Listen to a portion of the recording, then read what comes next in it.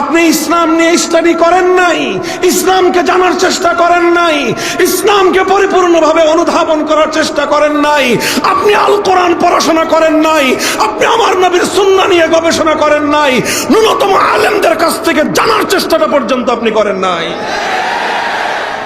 এরপরেও আপনাদের প্রতি সর্বোচ্চ শ্রদ্ধা রেখে বলতেছি, যে সকল মুসলমানেরা রয়েছেন এমন যে যারা অনবহিত, ইসলামের পূর্ণাঙ্গতার ব্যাপারে আপনারা জানেন না, আপনি এখনো অনবগত রয়ে গিয়েছেন, আর সেই আপনার অনবহিতির কারণেই আপনার মধ্যে এক ধরনের হীনমন্যতা তৈরি হয়েছে। আর সেই হীনমন্যতার পরিণাম হলো এই যে আমরা যেমন বুক ফুলিয়ে আল্লাহর জমিনে ইসলামী রাষ্ট্রের দাবি তুলতে পারি, আপনি ইসলামের রাষ্ট্রের দাবি করতে পারেন না বলেই ইসলাম বাদ দিয়ে আপনি আব্রাহাম লিঙ্কন, কার্ল মার্কস, মাও সেতুং আর লেনিনদের আদর্শের রাজনীতি করেন। সেই সকল মুসলিম ভাইদেরকে একটু জানানোর জন্যই আমার আজকের আলোচ্য বিষয়।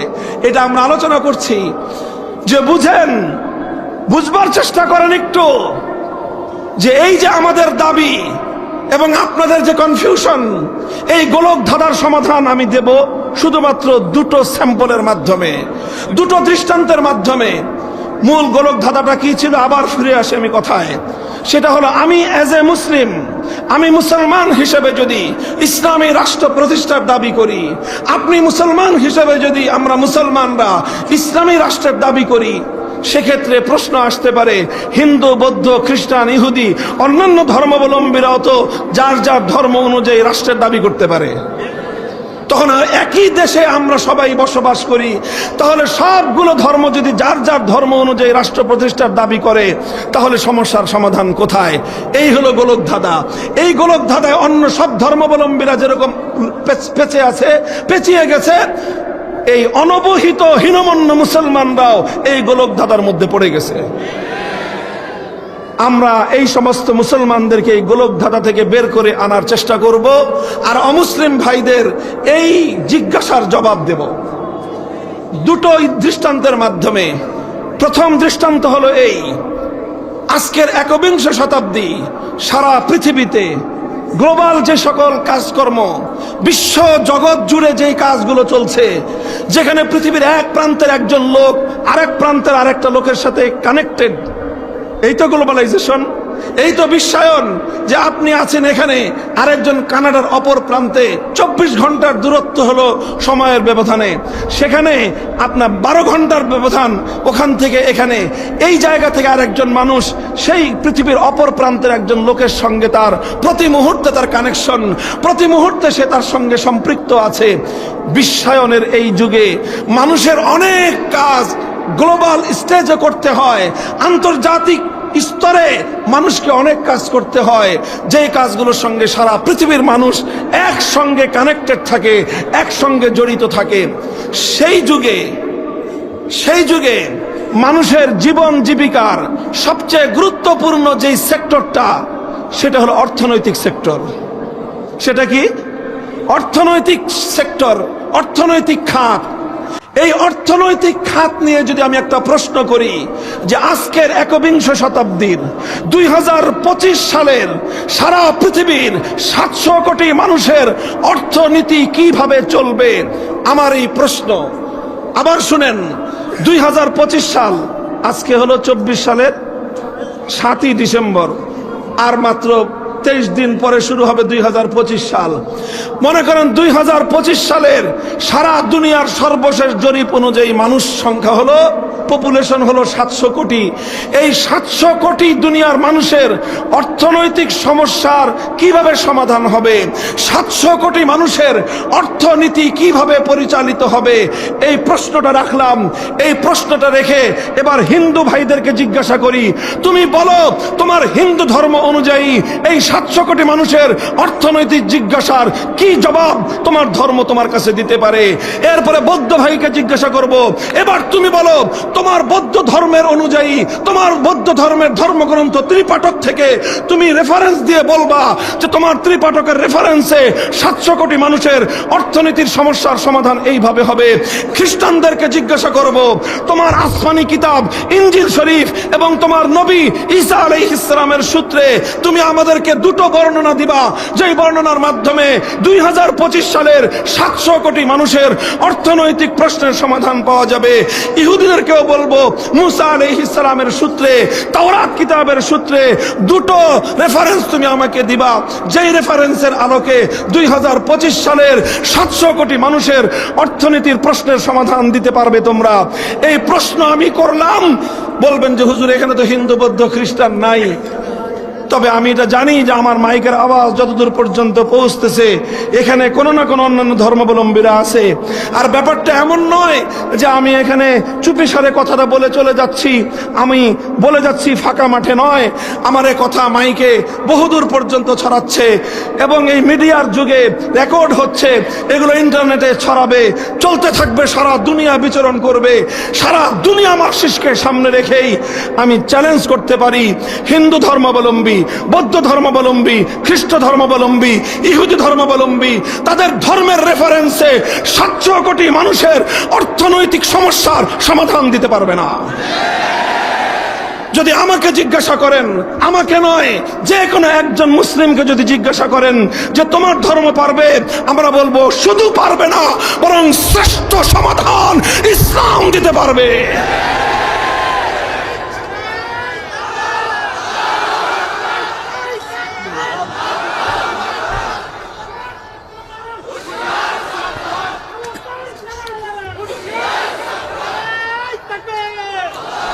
2025 সালের জাতীয় বাজেট কিভাবে হবে, 2025 সালের এই আধুনিক একবিংশ শতাব্দীর মিলেনিয়ামের যুগের একটা রাষ্ট্রের জাতীয় বাজেট কিভাবে হবে, রেভিনিউ কালেকশন কিভাবে হবে, এক্সপেন্ডিচার কিভাবে পরিচালিত হবে, এই সকল খাতগুলোকে যদি আপনি ধর্মের আলোকে সাজাতে চান, নট অনলি ফর মুসলিমস, শুধু মুসলমানদের জন্য নয়, জাতি ধর্ম নির্বিশেষে প্রত্যেকটি ধর্মাবলম্বীর জন্য প্রযোজ্য একটি জাতীয় বাজেট যদি আপনি আমার কাছে চান, আমি আল কোরআনের আলোকে, আল্লাহর পয়গম্বরের সুন্নাহর আলোকে বিশ্ববাসীর সামনে উপহার দিতে সক্ষম।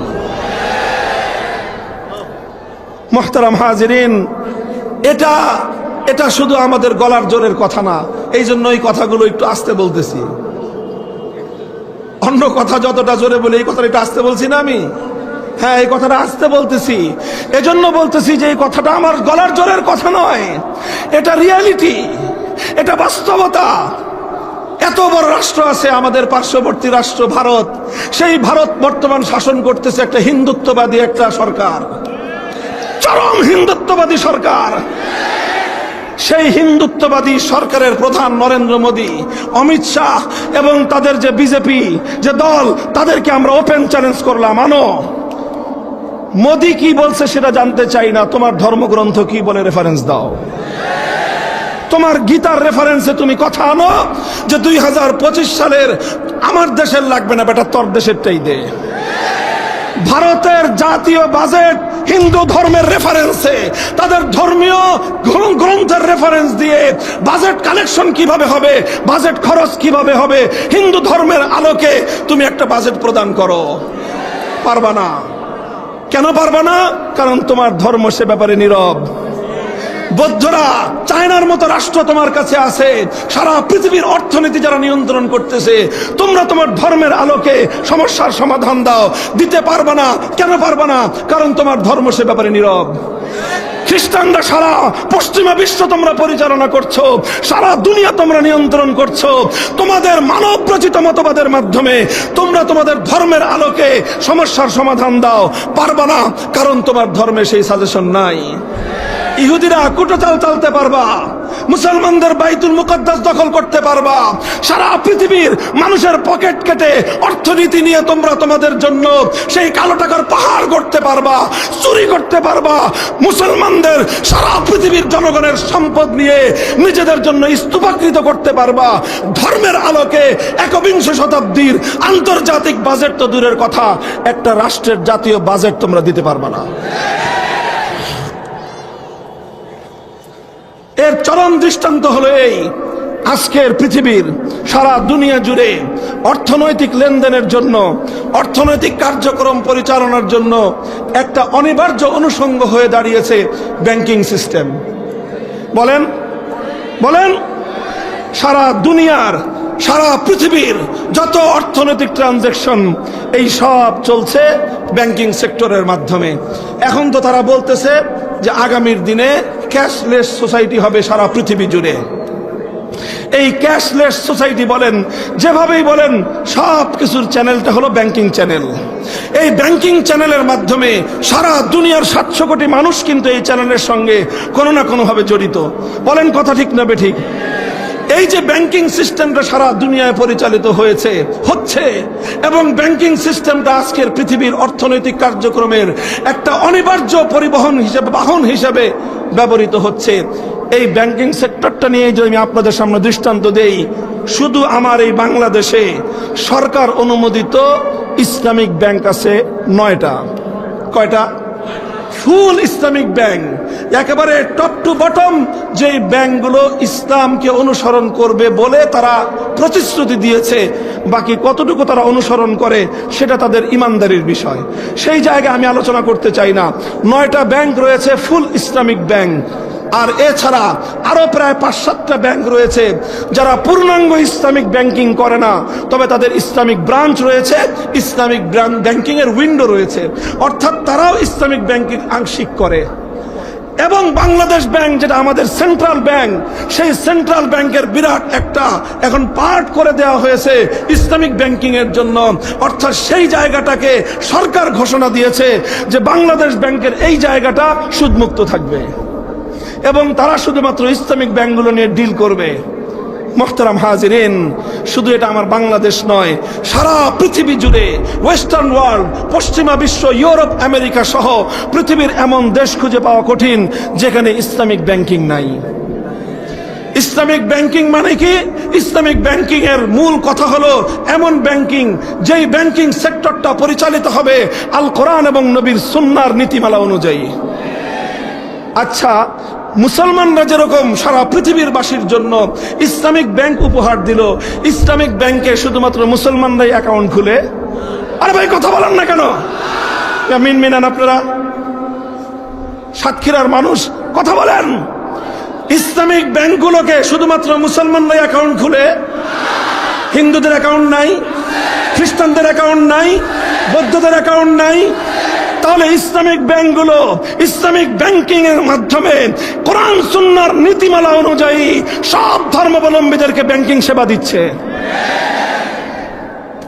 এবার আপনি বাটি চালান দেন, প্রয়োজনে তুলা রাশি আনেন, সারা দুনিয়া জুড়ে একটা হিন্দু ব্যাংক খুঁজে দেখান, সারা পৃথিবী থেকে একটা ইহুদি ব্যাংক দেখান, সারা দুনিয়া একটা বৌদ্ধ অথবা একটা খ্রিস্টান ব্যাংক দেখান, পারবেন না।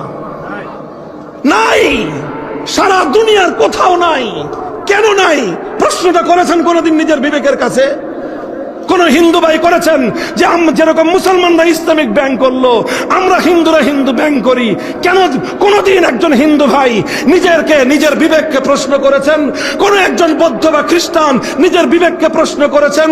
আর হীনমন্য, অনবহিত, প্রকৃত মূর্খ মুসলমানরা কোনদিন জিজ্ঞাসা করেছেন যে আমি রাজনীতির কথা শুনলেই, ইসলামী রাজনীতির কথা শুনলেই শরীরের মধ্যে অ্যালার্জির চুলকানি হয়, যখন ব্যাংকিং সেক্টরে ইসলামিক ব্যাংক গোটা বাংলাদেশের অর্থনীতির মেরুদণ্ডকে সোজা রাখে, তখন তোমার ইসলামের নাম শুনলে তো তোমার চুলকানি হয় না?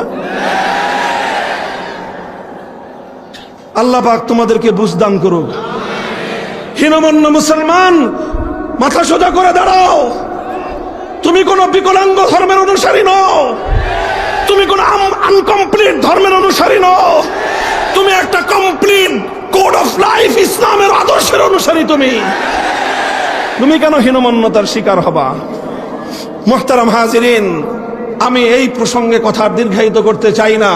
এটা শুধু একটা আপনাদেরকে দৃষ্টান্ত হিসাবে দেখালাম যে ইসলাম তো আজ প্রায় 1960-এর দশক থেকে 40 বছর আর 20 বছর, 60 বছর প্লাস 5 বছর, 65 বছর, আজ প্রায় 7 দশক হতে চলেছে যে সারা দুনিয়া জুড়ে মুসলমানরা ইসলামিক ব্যাংকিং সিস্টেম গড়ে তুলে দুনিয়ার 700 কোটি মানুষের অর্থনৈতিক লেনদেন ইসলামের নীতিমালা অনুযায়ী পরিচালনা করবার ব্যবস্থা শুধু কিতাবপত্রে নয়, প্র্যাকটিক্যালি সারা দুনিয়ার সামনে দিয়েছে।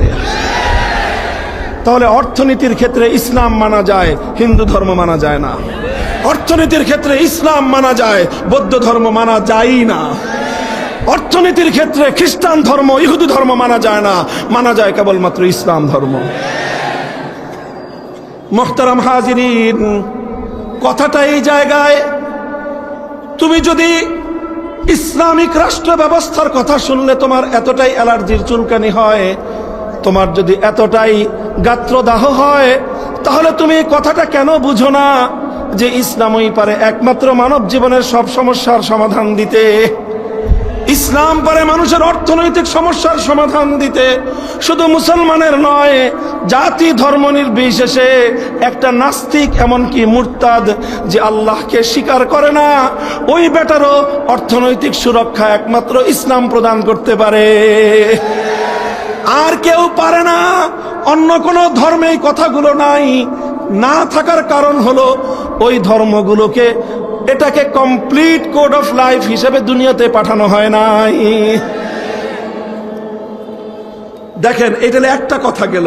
কাজেই আপনি যখনই অর্থনীতির সেক্টরে আসবেন, আচ্ছা বলেন তো, অর্থনীতির সেক্টর বাদ দিলে রাষ্ট্রের থাকেটা কি? আর সারা দুনিয়ার রাজনীতি যারা করে আপনি খোঁজ নিয়ে দেখেন, আমেরিকা থেকে নিয়ে শুরু করে বাংলাদেশ পর্যন্ত রাজনীতি নিয়ন্ত্রণ করে কারা জানেন? অর্থনীতিবিদরা। বর্তমান বাংলাদেশের প্রধান উপদেষ্টা কে জানেন? ডক্টর ইউনূস। কি জিনিস জানেন? তিনি একজন অর্থনীতিবিদ, জাস্ট, আর কিছুই না। তার মূল পরিচয় তিনি একজন অর্থনীতিবিদ। অর্থনীতিবিদরাই সারা দুনিয়াকে পরিচালনা করে। প্রত্যেকটা দেশের রাজনৈতিক দলগুলোর মধ্যে প্রধান নীতি নির্ধারকরা তাদের ব্যাকগ্রাউন্ড খুঁজে দেখেন অর্থনীতি। অর্থনৈতিকভাবে তারা অর্থনীতি সাবজেক্টের সঙ্গে তারা গভীরভাবে জড়িত, এবং এই সাবজেক্ট নিয়ে যারা নাড়াচাড়া করে, এর সঙ্গে রাষ্ট্রনীতি এবং রাষ্ট্র ব্যবস্থার এতটাই গভীর সম্পর্ক যে আজকে বলা হয় অর্থনীতি যদি ডাউন হয় রাষ্ট্র ব্যবস্থা ফল করে। অর্থনীতি ডাউন করলে, অর্থনীতি যদি ব্যর্থ হয় রাষ্ট্র ফল করে। তাহলে সেখানে অর্থনীতির এতটাই গুরুত্ব, সেই জায়গাটায় ইসলাম সারা দুনিয়ার সামনে একটা চমৎকার অর্থনৈতিক ব্যবস্থা দিতে পেরেছে।